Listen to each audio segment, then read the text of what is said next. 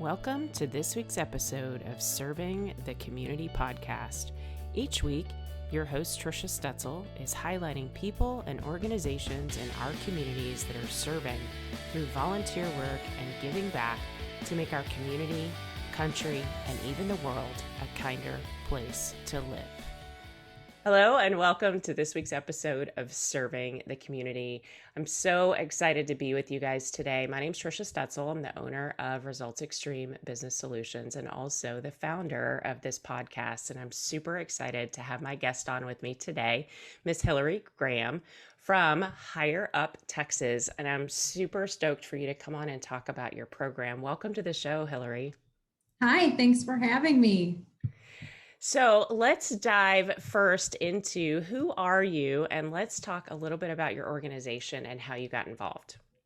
Sure. My name is Hillary, as you said, and I am the executive director of Higher Up Texas. And Higher Up Texas was created because when looking at communities where there's high levels of poverty, you think, oh, you want to just give money and pour that into a community. But if tools and resources aren't being taught or shown how to cultivate, not much can change. When the money disappears, the financial support, which is helpful, but when that goes, how deep is that effect, right? So the two founders of the organization, they said, what if we developed critical thinking skills through the development of life skills and tools, such as understanding finances, how to write a check, how to not get into debt, how to vote, how to understand cultural appreciation awareness, social responsibility, future planning, future financial planning, how to network, all of these tools that can really help young people, but they don't know about them. And if their parents have always done it one way, how can you ever know to do it differently and have different results? So we go into Dickinson High School and teach 100 seniors every year these valuable skills. That is so amazing. And I know when we spoke a couple of weeks ago about you coming on the show, all of the opportunities that these kiddos, right, that are coming through high school have in ways of mentorship, right, through the community. And I think that's really important. So before we started the show today, you were talking about you've got a group that's going to be graduating very soon, which is really exciting. And there's a bridge between what you're doing, mentoring in the high school right now, and if they choose to continue in the program. So can you talk a little bit about that? For sure. The students that graduated last year, the class of 2020 seniors, we all know their school year abruptly ended because of COVID. No prom, unique graduations, final trips, kind of all gone. Well, our students said, we need help and we need something. We need some sort of structure. They were hungry and craving for something. And so the students that graduated last year helped us develop the phase 2 part of our program, which is Higher Up Phase 2, and it continues with them after they graduate.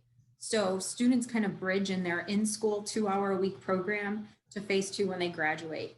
They write a proposal, they tell us what they need, what they anticipate needing. It doesn't have to be the set in stone, these are what we're gonna do for you, these things such as mentors, job assistance, life advice, scholarships.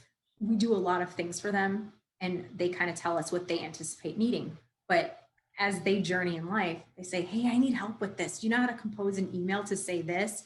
Yeah, we help them with things like that come along. And everybody sets goals. What do they want when they, grow up? What do you want to be when you grow up? And we're helping them get to that. But it's not just us. It's kind of the peers helping one another. They unpack the situations. So this is, obviously after high school. So it's their choice to stay in this post-high school program. But it looks like we have a pretty good 50% rate of students going. And I don't know, Trisha, do you remember being 18 or 19 and when you were done with high school, you were ready to move on? Right. Yeah, absolutely. Absolutely. Well, and so Hillary, tell me, how did you get involved in this organization? Well, my whole career has been dedicated to working with at-risk youth in nonprofit organizations. So I worked at 2 previous nonprofits for 15 years. And then the opportunity to start Higher Up Texas came about, just a conversation with one of the founders who I had known for a long time. And he said, this is the idea. Can you create a curriculum? And I said, sure, let's do that. And fortunately, Dickinson High School was like, yes, we need the resources to get these students to their next phases in life and to teach them some life skills because they're not getting it at home. And if they are getting it at home, what a great way to reinforce good behaviors and habits and having an outside perspective that's not mom or dad or whatnot. So that's how it came to be. We are going into our third year at the high school. And it's amazing because like I said, we don't finish with the students when they graduate, they continue. So our network is just blossoming with the students. The graduating students, they come in and still mentor the previous years. They help one another. So that's really cool and an organic way to help the program kind of stabilize as it grows, because you're going to run out of good people, right? So we're creating those good people for them to give back and contribute into Higher Up Texas. Yeah, I love that. Well, and you asked when, you're 18 or 19 years old, you're getting out of high school, and you're right. It's like, okay, what's next? But how cool would it be that some alumni from the program, right, that I am now graduating from, I can lean on them for mentorship after, right, for the post program or the step 2. And I love that. I think that's amazing. So let's talk a little bit more. Let's dive deeper into the program itself. So these kids are in high school, and you're teaching them critical thinking skills, which I think is great, problem solving, how to balance a checkbook. I love all of that. So how do you bring that program to the kids in school? Well, you probably don't want to take lessons from me about finances. So we bring in the experts on all of the topics. So for the month of September, we kick off the year with financial literacy. So Amico Federal Credit Union comes in, Frost Bank comes in, and they talk about how to understand finances, credit rates that are not, or interest rates that are not good, things to avoid, how to not get scammed, how to not sign up for every credit card coming your way just because you're 18. They're the ones that come in and talk about these different topics related to finances. And then we take the students on a field trip so they can then take it to the next step and really visualize what we've taught them. We take them to the bank, we take them to the credit union. We do the same thing for every topic we're doing. So the fun one, we did local civic engagement. That's huge, especially in Dickinson. There was a pretty big mayoral candidacy this year for office. And the students all created questions about situations that were problematic in their life related to the city. And they submitted them to the candidates. And 3 of the 4 candidates responded to them. So we're teaching them, you have a voice and this is how you use it. And these issues that are coming up in your everyday life, you have some influence on them because you're the voter. And it really taught the kids, like, I can vote, and that it's not just some signs I pass along the street. I really now know these people. And that's pretty cool, because when you're 18, you don't think about your voice being so powerful, but it truly is. Yeah, absolutely. Well, and I got goosebumps when you were talking about that, because even thinking it was a really long time ago when I was in high school, but but I do remember, and not being too involved in politics and not realizing, right, that when you turn 18, you do have a voice and you can vote, and it is important, right? And I love that you're teaching our up and coming grown-ups, right, all of these life skills. I think that's really cool. So let's then talk about, I'm assuming that you would have sponsorship opportunities or opportunities for local businesses to come in and do some of this mentorship with these kids. Absolutely. Anybody who has a voice, a positive message, and some experience in life, you are welcome to be a part of our program. We are always seeking guest speakers to come into the program at school. We can do it over Zoom as well. And then that's where we find our mentors. Like if a volunteer wants to take it to the next step and mentor a student who's interested in that career field, we do that. Our mentoring program is very, it's easy. It's not difficult. You think the word, oh, mentoring, that's heavy. That's a big commitment. Just plug in a 1-hour appointment on your calendar once a month. It could be a phone call, a Zoom, coffee, and you and the young person visit and talk about what's going on in life and how the mentor can help, or just be a sounding board. this has been very powerful for our students because they're hearing people who have experiences not only similar to theirs, but these are people that they admire and want to be when they grow up. So they have someone to kind of walk along with them.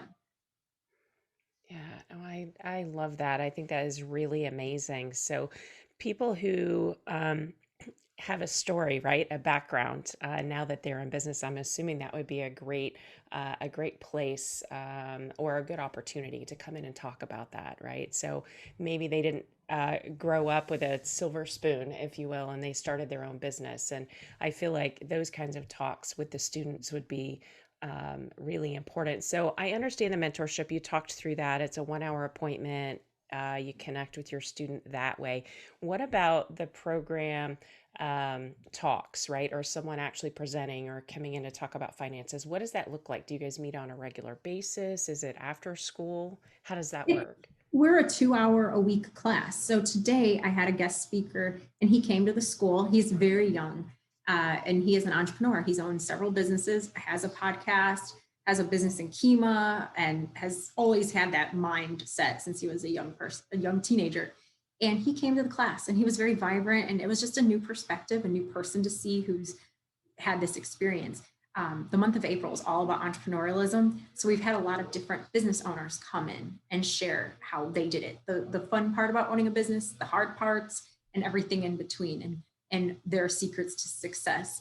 So, our our guest speakers, you reach out to me and I could say, you know what, your skill set is in future financial planning. I will plug you in during that month in February.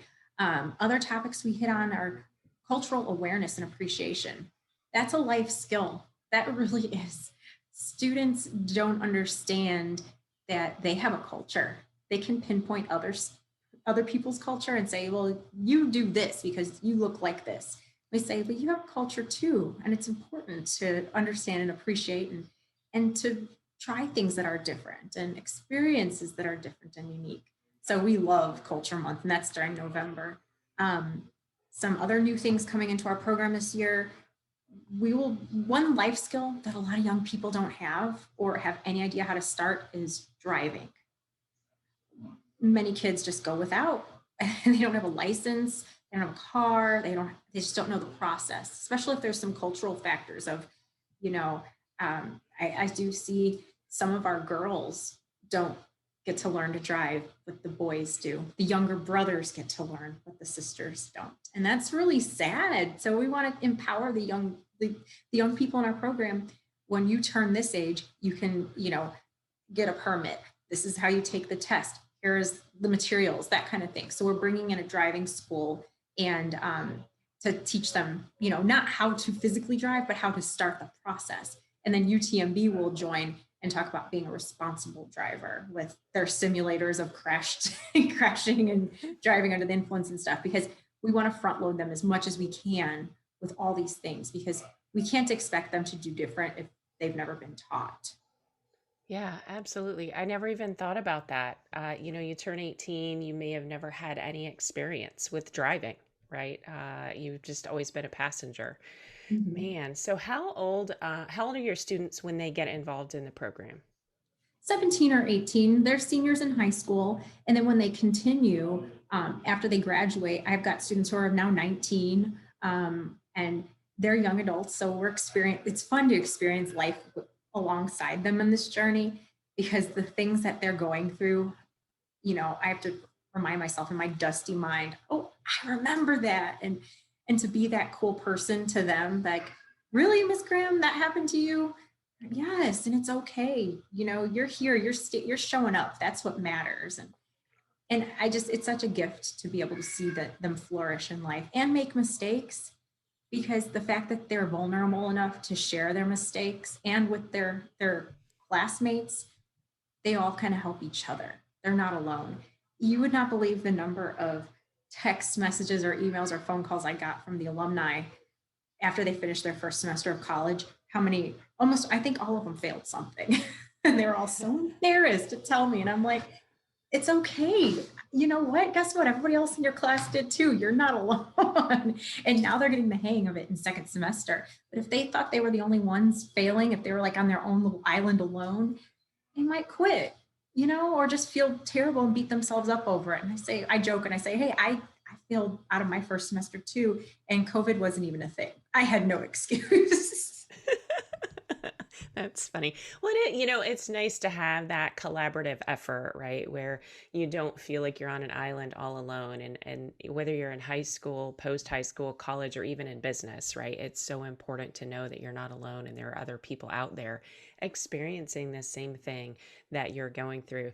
So is there one story that really just stands out in your mind on how this program has really kind of changed the way someone thought about, right, being in high school or post high school? Is there one story that your program has really made a difference that you'd like to talk about?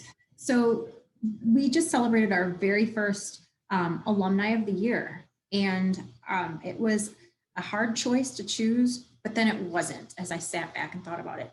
All of our alumni are phenomenal. They're all on their unique journeys. They're all struggling. They're all succeeding. They're everywhere, right? Success does not look like this for them. It's like, one student, her name is Jocelyn, and she was chosen for Alumni of the Year.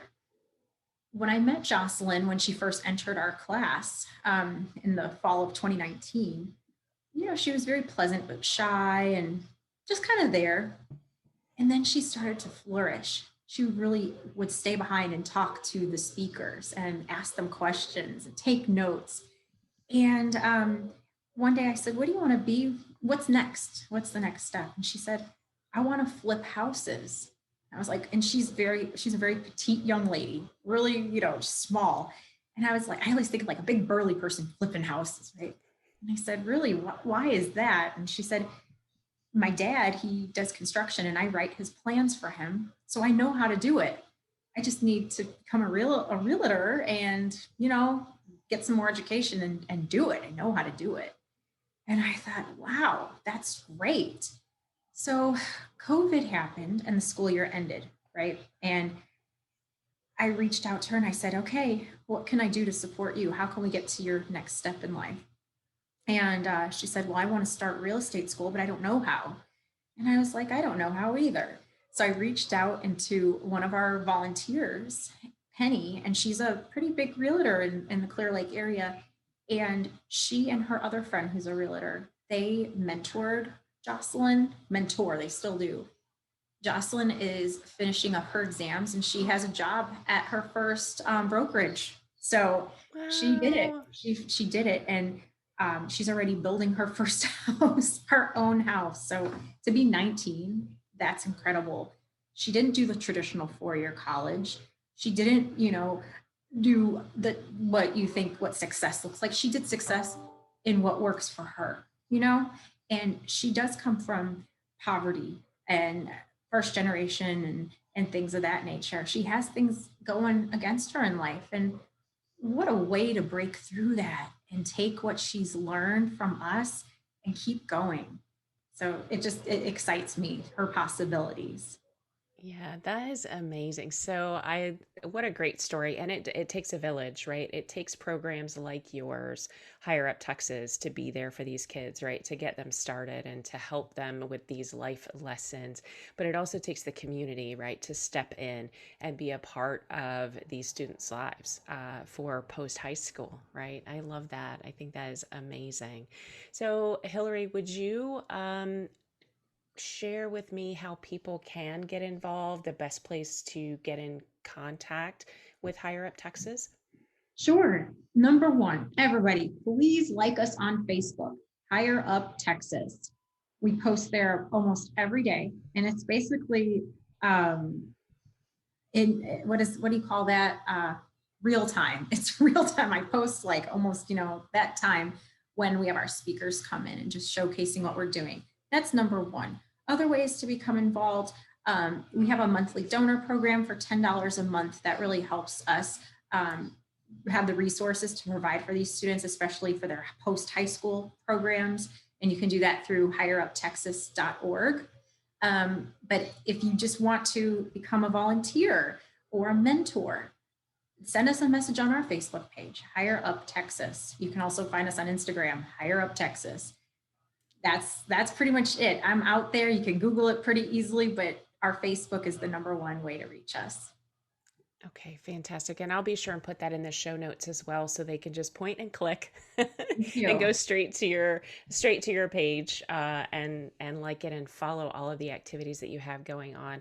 I so appreciate you coming on to talk to me about your organization today. And I'm so excited. I think it was I'm trying to remember who introduced us. And I can't Gail, remember. It was Gail. That's right. Gail Nelson introduced the two of us. And I'm so thankful that she did that. And it's so lovely to meet you. And I really appreciate you being on the show with me today, Hillary. thanks, Trisha. I enjoyed it. And I will be sure and post all of the connections that you talked about inside the show Okay. notes so that people can point and click. Is there anything else that we missed today that you wanted to let our listeners know about? No, I think we're good. I forgot to mention we have LinkedIn also. People can follow us there. Facebook, Instagram, LinkedIn, the website. That's where we're Okay. at, Higher Up Texas. There's so much to say that it's hard to break it down, but I think that pretty much covered it. Life skills and then after high school help. That's huge. Yeah, and I love that. And all of the information about Higher Up Texas is on your website at higheruptexas.org, right? Yes. So they can get all of the information there. And then, of course, social media following is going to be really big for you guys as well. Well, thank you Yes. again, Hillary. It's so great to have you on the show today Thank and you. representing Higher Up Texas. Thank you. Have a good day. All right. And that concludes this week's podcast, Serving the Community.